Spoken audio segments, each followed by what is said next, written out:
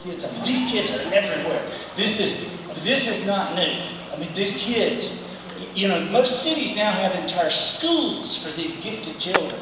And I always wonder, how did we turn generations of gifted kids into us? I mean, with all the gifted children, where's all the gifted adults? And I know how we did it, because we kind of came up on them. I have two little boys. My wife and I have a 13-year-old named Austin and a 10-year-old named Adam. And we watch them very carefully and see how they react to certain. And I know that if you meet Austin and Adam, I mean, you'll tell them what I expect you to say.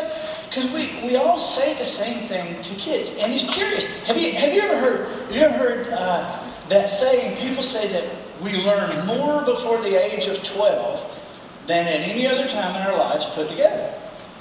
That's curious to me, because I wonder if anybody has ever thought maybe that's the only time in our life we're actually forced to listen to anybody.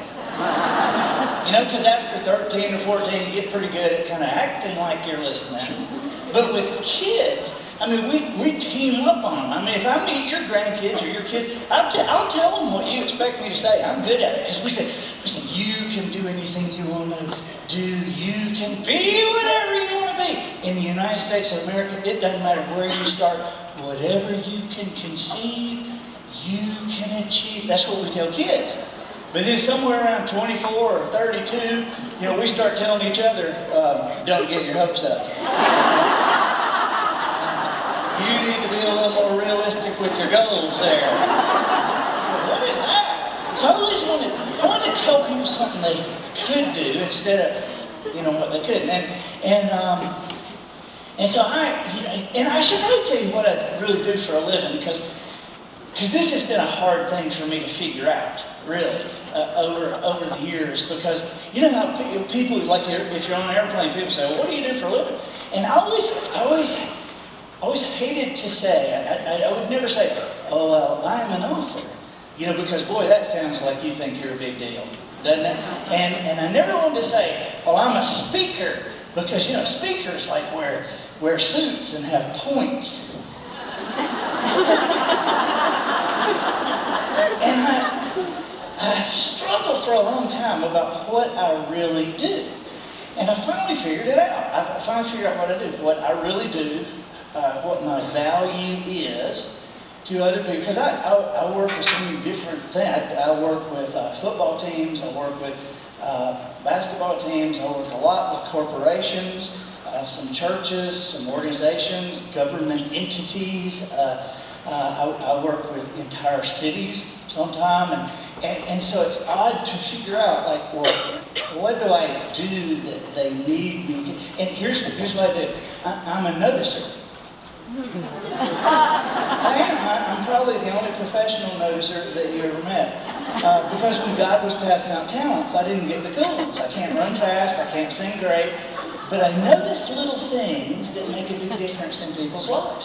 That's what I do. And sometimes people say, well, so this is something that you developed over time, and not really.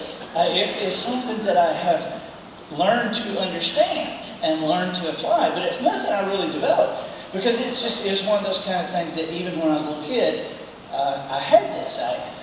It was like a God thing, and of course sometimes we don't understand why we are certain ways. My parents thought I was odd, but it was because I would see the same things everybody saw, and I would hear the same things everybody heard.